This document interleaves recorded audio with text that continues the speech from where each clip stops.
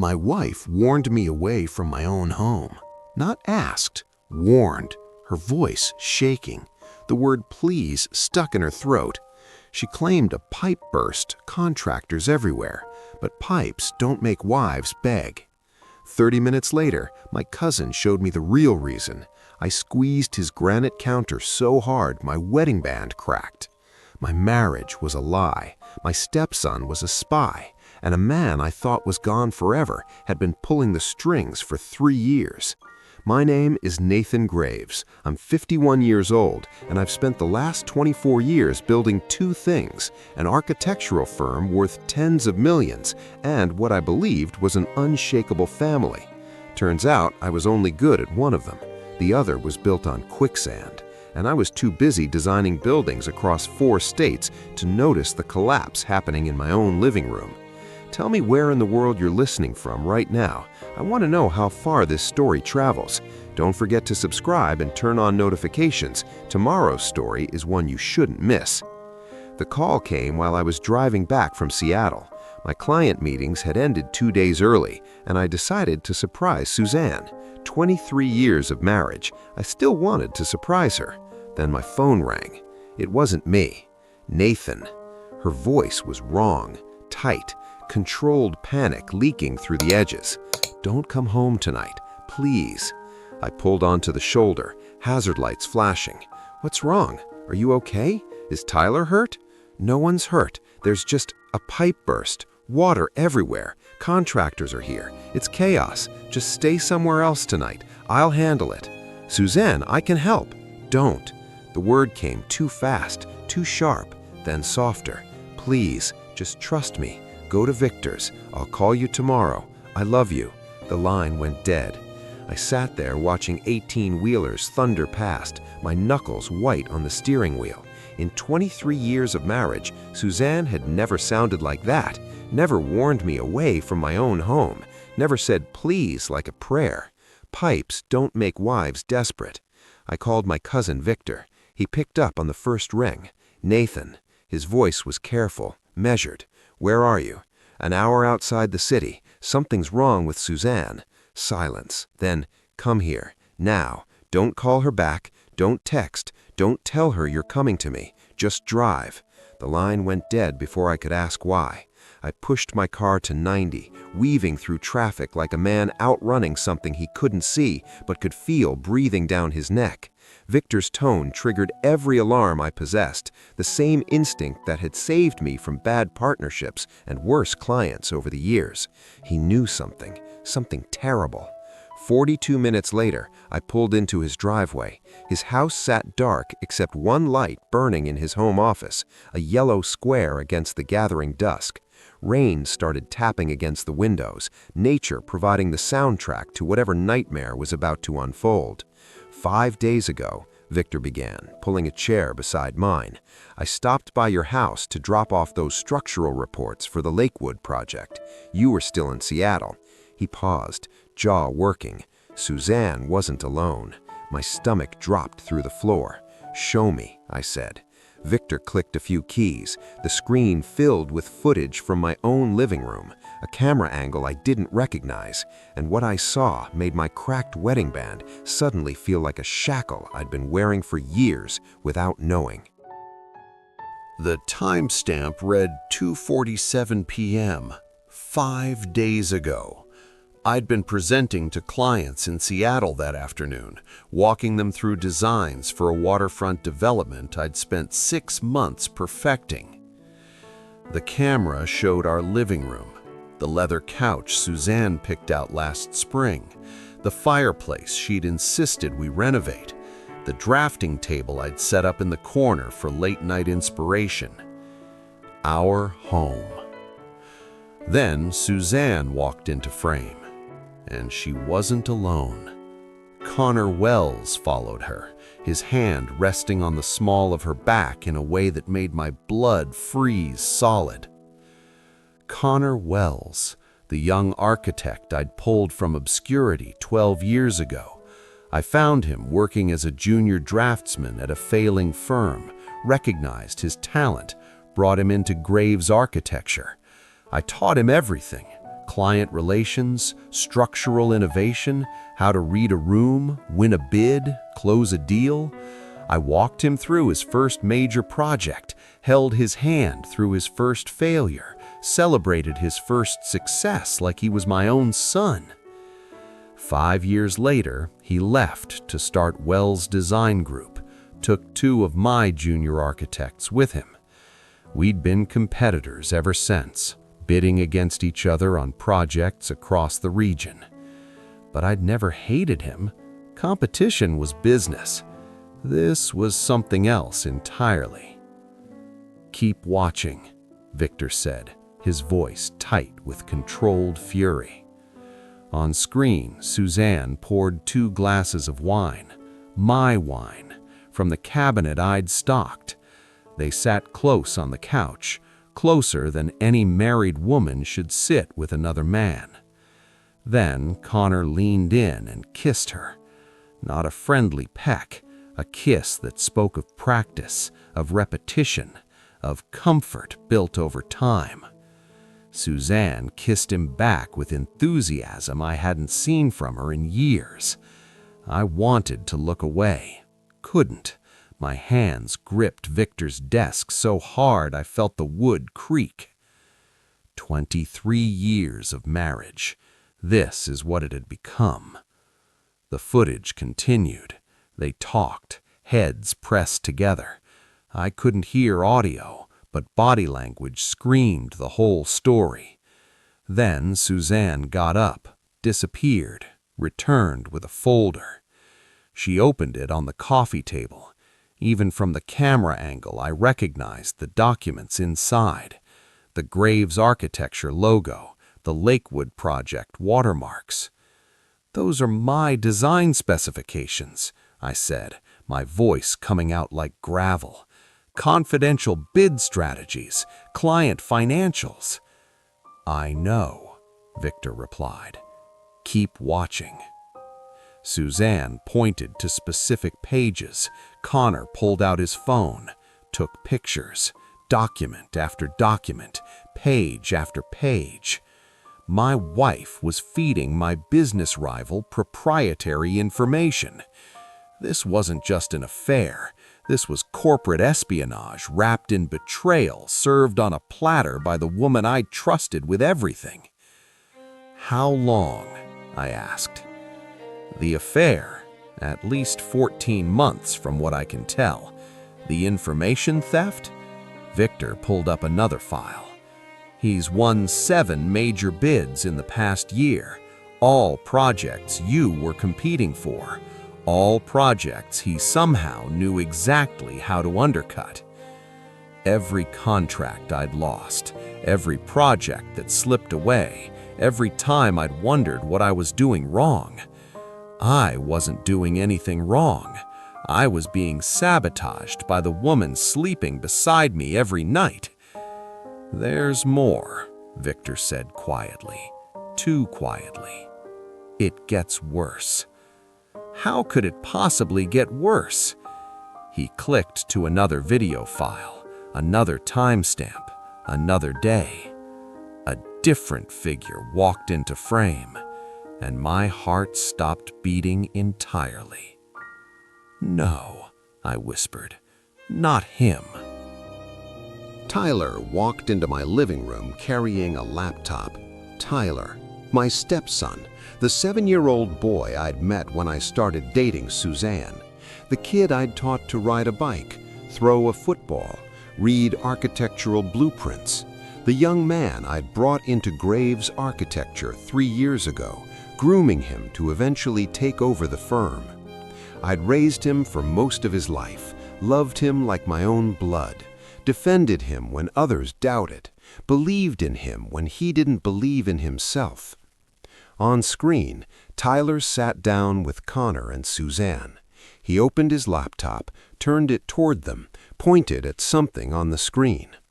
Even without audio, I could read my stepson's lips. "Dad's meeting with the investors next Thursday. Here's the financing structure." The word "dad" felt like a knife twisting in my chest. "Victor," I said, my voice barely audible, Tell me I'm misunderstanding this. I'm sorry, Nathan.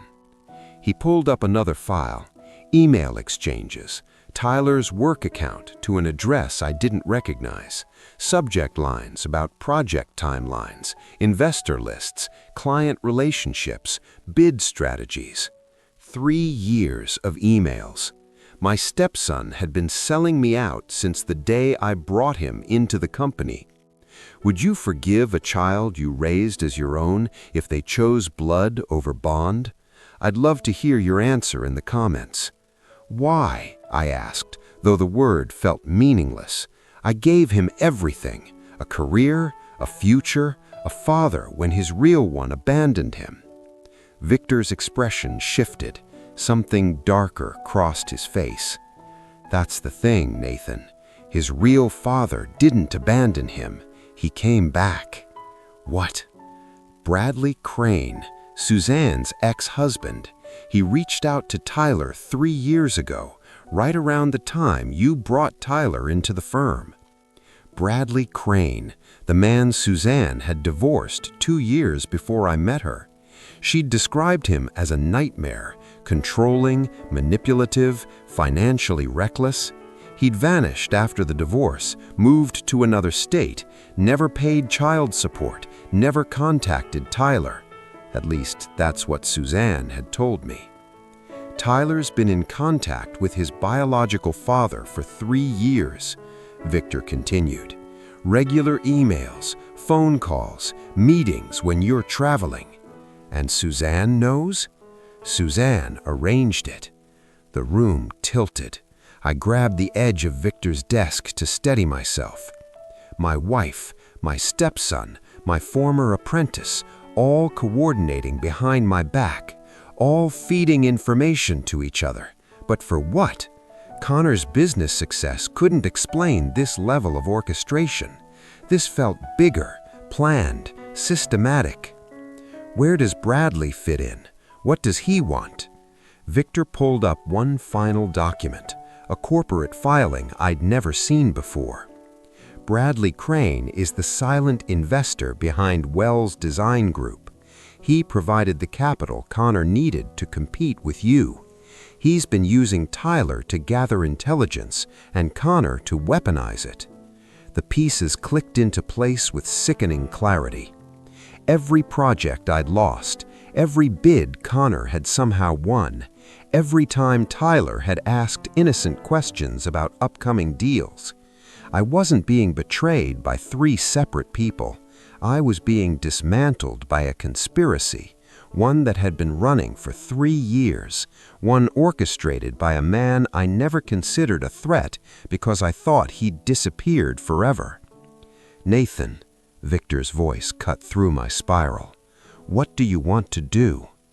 I stood up, walked to his window. Rain streaked the glass, distorting the streetlights into smears of orange and white. What did I want to do? I wanted to drive home and confront them, scream, rage, throw 23 years of marriage in Suzanne's face and watch her crumble. But that would only satisfy my pain. It wouldn't deliver justice. I turned to face Victor, the only family member I could apparently trust. I want everything, every video, every email, every piece of evidence you've gathered. What are you going to do with it? My voice came out cold, steady, the initial shock crystallizing into something harder, something patient, something dangerous.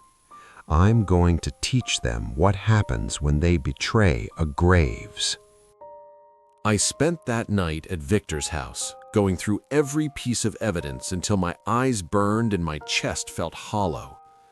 By 3 a.m., I had a clear picture of the betrayal, and it was worse than I'd imagined. Suzanne, Tyler, and Connor had been coordinating for at least 14 months, maybe longer. But the connection to Bradley Crane suggested this conspiracy stretched back 3 full years. The day I brought Tyler into Gray's architecture was the day they started dismantling me from within. I needed more than security footage and emails. I needed someone who knew how to dig deeper, someone who could find things that stayed buried, someone who understood what it felt like to be destroyed by people you trusted with your life. Victor made the call at sunrise. "Margot Ashford," he said, handing me a business card. "Former FBI White-Collar Crimes Division, runs a private investigation firm now, specializes in corporate espionage and marital cases." I studied the card. Ashford Investigative Services, a downtown address. "She's been through something similar," Victor added. "Her business partner embezzled everything and disappeared to Costa Rica, left her rebuilding from nothing. She'll understand what you're going through, and she doesn't pull punches." 3 hours later, I sat across from Margot Ashford in her corner office overlooking the river. She was 56, sharp-eyed, with cropped silver hair and the bearing of someone who'd spent decades dealing with liars professionally. I laid out everything: the affair, the corporate espionage, Tyler's involvement, Bradley Crane's shadow orchestrating from behind. She listened without interrupting, taking notes on a yellow legal pad. "Mr. Graves," she said when I finished, "what exactly do you want from me?" "Everything. I want to know how deep this goes. I want to know what my cousin hasn't found yet, and I want leverage." "Leverage for what?" "To destroy them, legally, completely, so thoroughly they never recover." Margot studied me for a long moment, then nodded slowly. "I can work with that." She flipped to a fresh page. "First question, do you want to save your marriage?" "No." "Good, that makes this simpler." She wrote something down. "Second question, how long are you willing to wait?" "As long as it takes." "Also good." She leaned back. "I'll need access to financial records, email accounts, phone records if you can get them legally. I'll run backgrounds on Connor, Bradley, anyone else involved, and I'll trace every dollar that's moved between them." "How long for results?" 2 weeks for preliminary, 4 for comprehensive." She fixed me with a hard stare. "But Mr. Graves, if I find evidence of criminal activity, and corporate espionage is criminal, I'm obligated to involve prosecutors. Are you prepared for that?" I thought about Tyler, the boy I'd taught to throw a baseball, the young man who'd betrayed me for a father who'd abandoned him. "Yes," I said, "I'm prepared." That afternoon, I drove home. Suzanne greeted me at the door with a kiss that tasted like poison. I returned it perfectly, playing the oblivious husband. "How was Seattle?" she asked, her smile warm and practiced. "Productive. The clients loved the waterfront designs." "I knew they would. You always deliver." The pipe burst she'd mentioned, apparently handled by the time I arrived. No evidence of contractors, no water damage, no chaos. Just lies stacked on lies. That night, Tyler came over for dinner. We talked about the Lakewood project, upcoming bids, expansion strategies. He asked about my Seattle trip with genuine-sounding interest. I fed him information I'd already flagged as bait. Later, I checked the hidden camera Victor had installed in my home office. Sure enough, Tyler had photographed 2 documents while I was in the kitchen. My stepson, right in front of me, smiling while he stole from me. I went to bed next to Suzanne that night, her breathing steady beside me. She had no idea I knew, no idea that while she slept, I was building a case that would tear her world apart. The performance had begun. 3 days in, Margot called with her first update. "Found something interesting," she said. "Connor Wells didn't just use your information to win bids, he sold some of it to a third party, a development company called Ridgeline Holdings based in Denver." "Never heard of them." "Most people haven't. They're an LLC with opaque ownership, but I traced the money. Connor received over $100,000 from Ridgeline in the past year, payments structured to avoid reporting requirements." "That's money laundering territory." "Exactly. And here's what they were buying: Information on your upcoming projects, site assessments, client relationships, bid strategies, everything they'd need to either compete with you or undercut you before you even broke ground. My jaw tightened. Can you prove it? Working on it, but there's something else. Margot paused. Your wife tried to invalidate your prenuptial agreement 2 years ago, hired 2 different law firms. Both told her the same thing. It's airtight. 2 years ago. This had been planned, not a moment of weakness, not a midlife crisis, a calculated 2-year strategy to rob me blind. Keep digging, I said. I want everything. I became a ghost in my own life. Every morning, I kissed Suzanne goodbye. Every evening, I had dinner with her, discussed our day, listened to her lies. At the office, I worked alongside Tyler, mentoring him publicly while documenting every betrayal privately. Victor called it the hardest thing he'd ever watched me do. He was right, but I'd learned a long time ago that the best revenge isn't hot, it's cold, calculated, and absolutely devastating. Margot's investigation expanded like ripples in water. She found credit cards in Suzanne's name with balances I'd never seen, a storage unit rented 4 years ago, contents unknown. I need to see inside that unit, I told her during our weekly meeting. She managed it through a contact at the facility. The photos she brought back made my blood run cold. Boxes of documents from my office, USB drives labeled by project name, printed emails dating back years. Suzanne had been stealing from me longer than I had imagined. But the real discovery came 2 weeks into the investigation. The money trail leads somewhere unexpected, Margot said, sliding a folder across her desk. Ridgeline Holdings isn't just Connor's buyer, it's owned by someone you know. I opened the folder, read the corporate filings. My vision tunneled. Bradley Crane. Your wife's ex-husband is behind everything, Margot confirmed. He's been using Connor as a cutout to funnel your proprietary information into his own competing ventures. Suzanne feeds Tyler. Tyler feeds Connor. Connor feeds Bradley. A coordinated family conspiracy, all orchestrated by a man who supposedly disappeared 15 years ago. When people you trust are building traps you can't see, staying aware is the only defense.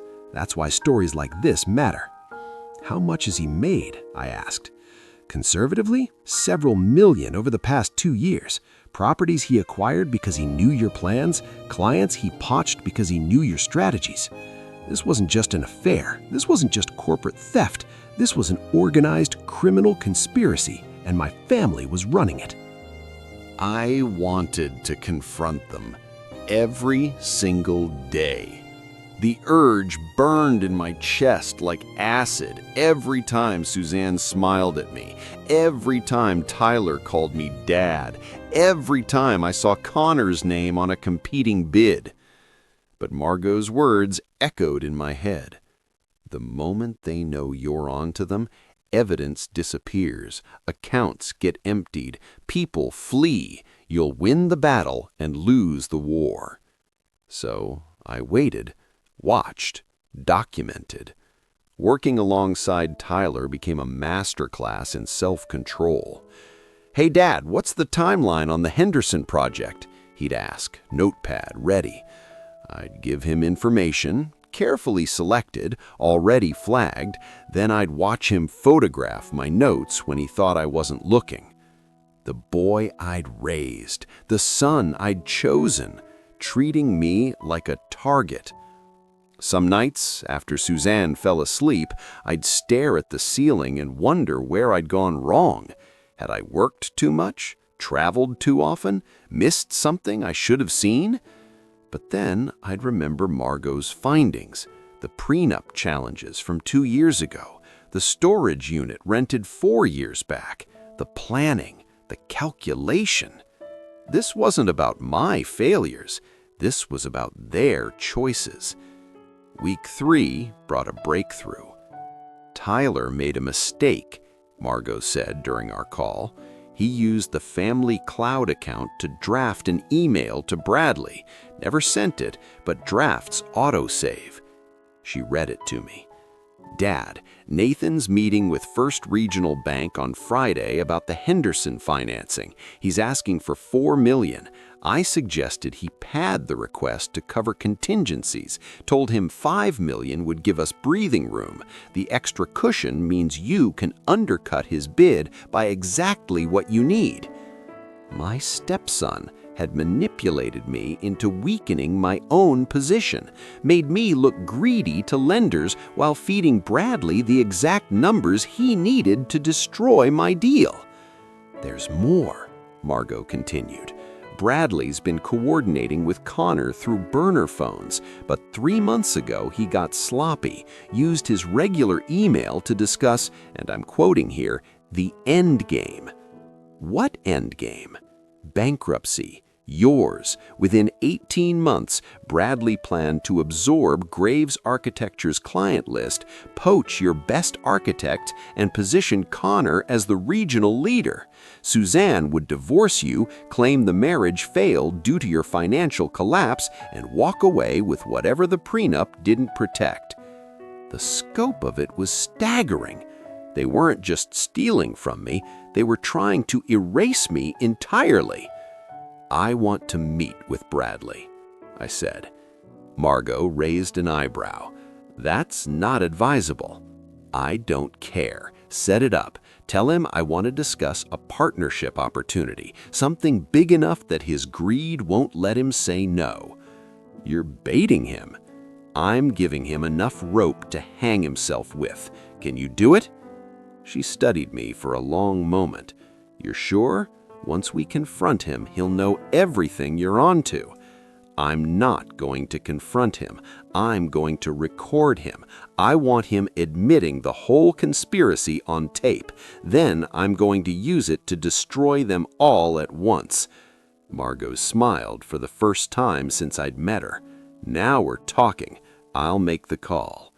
The trap was set. 3 days later, I sat across from Bradley Crane in a private dining room at an upscale steakhouse downtown. The digital recorder in my jacket pocket was already running. He looked different than the photos Suzanne had shown me years ago. Older, sharper, the kind of man who'd learned to hide his predatory nature behind expensive suits and easy smiles. "Nathan," Bradley said warmly, extending his hand. "I have to admit, I was surprised when Margot reached out. We've never formally met." "We haven't," I agreed, shaking his hand while my stomach churned with disgust. "I've heard good things about your work. Ridgeline Holdings has been making impressive moves lately." His eyes flickered, just for a moment, at the mention of Ridgeline. Then the smile returned. "I try to stay ahead of the market." We ordered drinks, made small talk. I laid out a completely fabricated development opportunity in Austin, 40 acres, mixed-use potential, but requiring a partner with capital and connections I supposedly lacked. Bradley leaned forward, interested. "What kind of returns are we talking?" "Significant. But here's the thing, Bradley." I lowered my voice.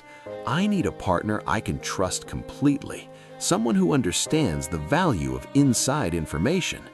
The air between us shifted. "Go on," he said carefully. "I know how business really works. Information is currency. The right knowledge at the right time can make the difference between winning and losing." I paused. "I think you understand that better than most." Bradley studied me, calculating, weighing risk against greed. "What exactly are you proposing?" "A partnership, real collaboration, but I need to know you're the right person." I leaned back. "I need to know how you've managed to stay ahead of your competition so consistently, because from where I'm sitting, Ridgeline's success over the past few years seems almost impossible without certain advantages." Silence stretched between us. Then Bradley smiled, cold and knowing. "You're smarter than Suzanne gave you credit for." My heart pounded, but I kept my expression neutral. "Meaning?" "Meaning information is currency, Nathan, and I've had access to very good information for a very long time." He swirled his whiskey. "Your wife has been Cooperative. Tyler, too. Connor's been useful as an intermediary. How long? 3 years, give or take, since Tyler reconnected with me. Bradley's smile widened. The boy was easy, desperate for his real father's approval. Suzanne was even easier. She's been unhappy for years. All I had to do was offer her a way out, and she handed me your entire operation on a platter. Every word was being recorded, every confession captured. And Connor? A tool, ambitious but stupid. I gave him the capital he needed, and he gave me a front to launder your stolen information into legitimate wins. Bradley leaned forward. But here's what I don't understand, Nathan. Why are you asking me this? Why now? Because I want in, I said smoothly. I'm tired of being the one getting robbed. If there's money to be made from inside information, I'd rather be on the winning side. Bradley laughed. You'd betray your own company? My company? My wife? My stepson? I shrugged. What have any of them done for me lately except take? Maybe it's time I started taking back. He considered this, greed warring with caution behind his eyes. If you're serious, Bradley said slowly, we could discuss expanding our arrangement, but I'd need proof of your commitment, something that shows you're really willing to play ball. Name it. The Morrison Project. I know you're bidding next month. Give me your numbers and we'll split the profit when I win.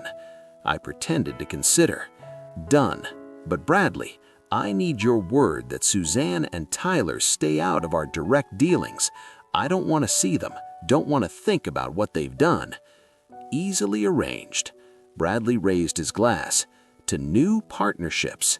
I clinked my glass against his. To getting exactly what we deserve. The next week moved like a slow-motion nightmare I controlled completely. Margot coordinated with federal prosecutors, corporate espionage, wire fraud, conspiracy.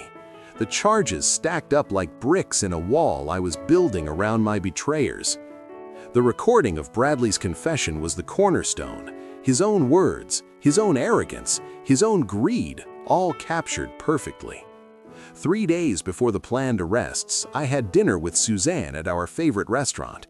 She talked about redecorating the living room, about a vacation we should take, about how much she loved our life together. I smiled, nodded, played the devoted husband one final time. The night before the operation, I couldn't sleep.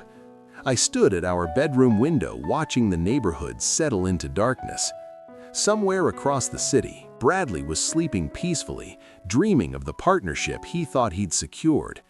Somewhere in his apartment, Tyler was probably photographing documents from my office, still believing his biological father's promises. And beside me, Suzanne breathed softly, unaware that her last night of freedom was ending. At 5:30 a.m., I got up and dressed. Suzanne stirred but didn't wake. I went downstairs, made coffee, and waited. At exactly 6 a.m., 4 black SUVs pulled up to my house. The doorbell rang 3 times, sharp, official. Suzanne appeared at the top of the stairs in her robe, confused and sleepy. "Nathan, who's here this early?" I opened the door.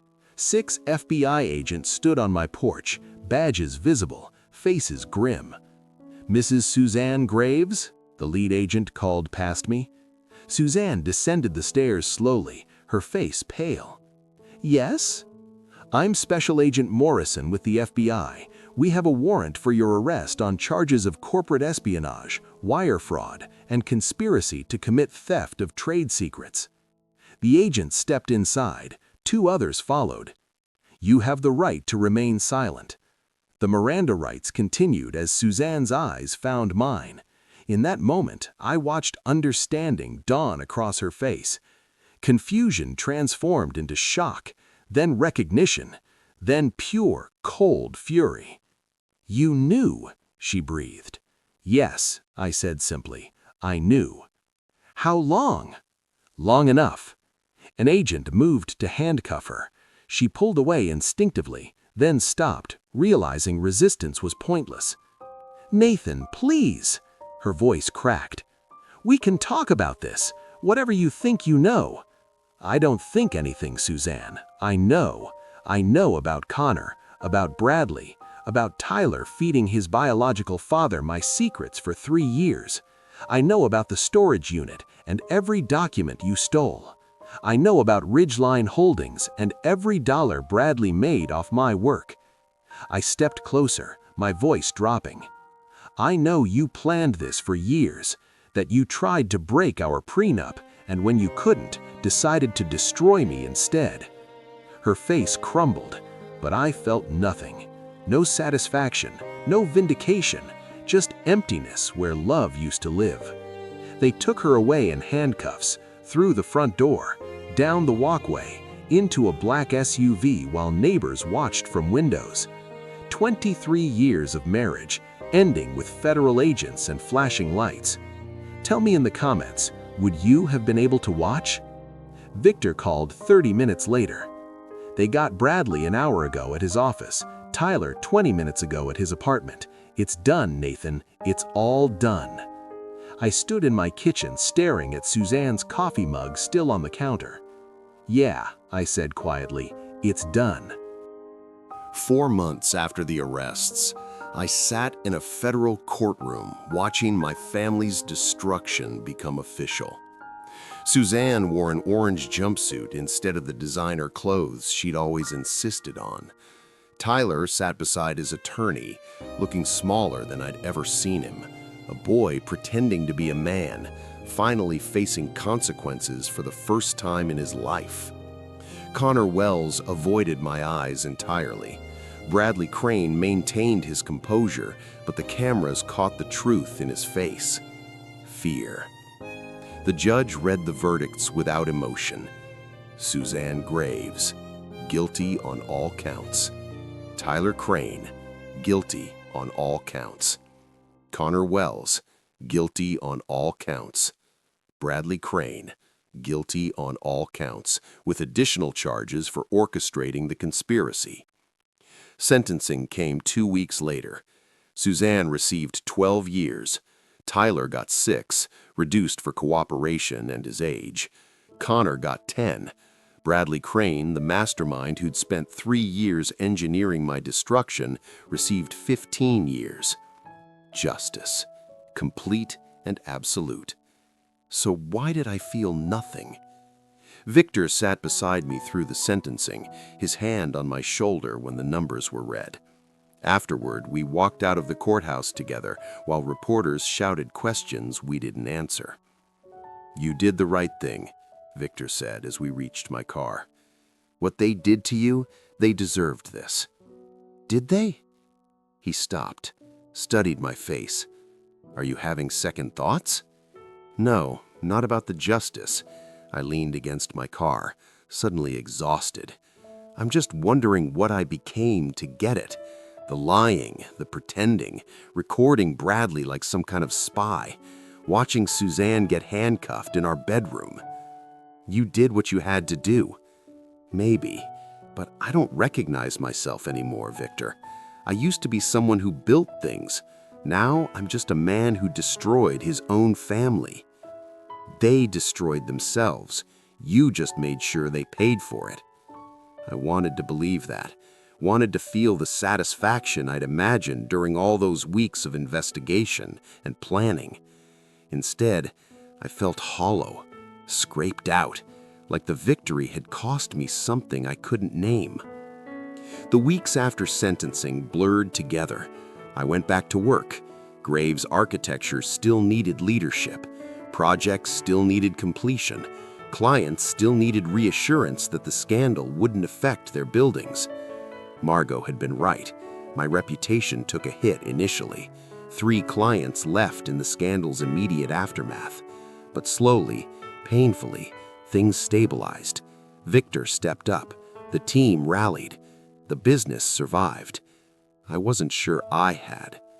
Some nights I'd sit in my empty house, the house where Suzanne kissed Connor, where Tyler photographed my secrets, and wonder if burning it all down had been worth it.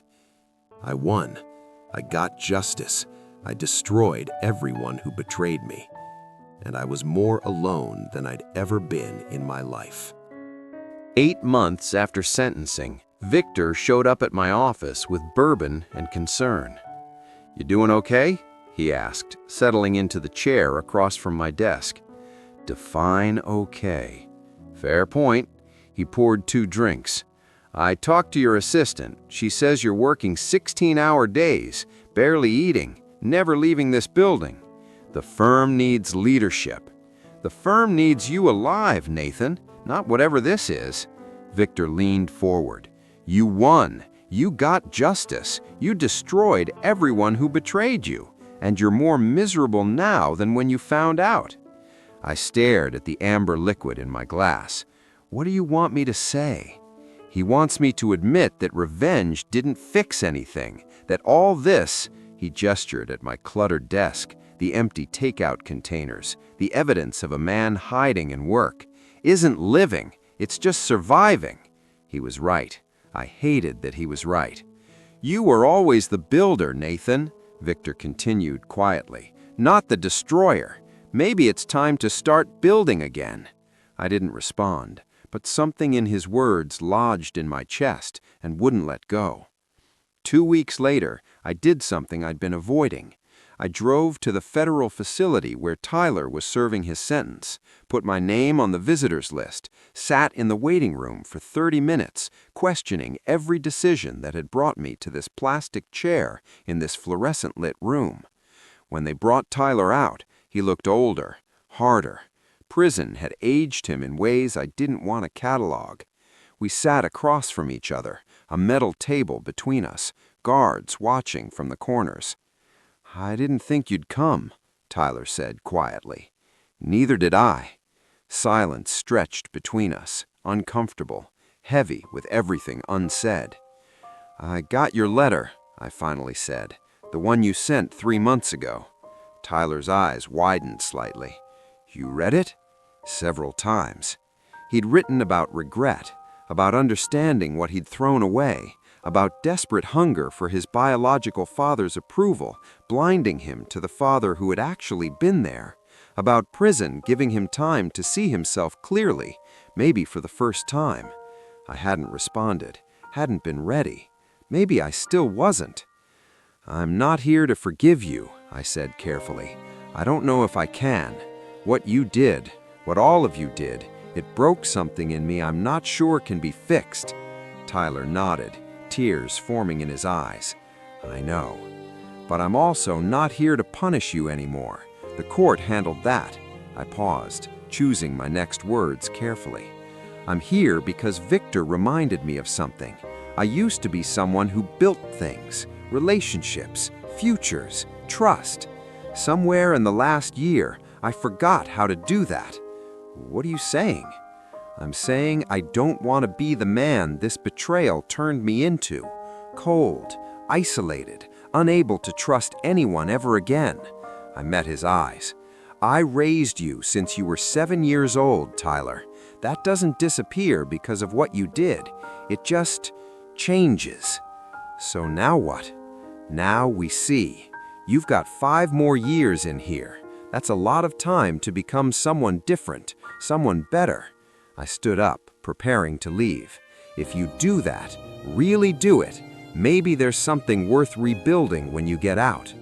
And if I don't, then this is the last time we talk." I walked out of that prison into afternoon sunlight.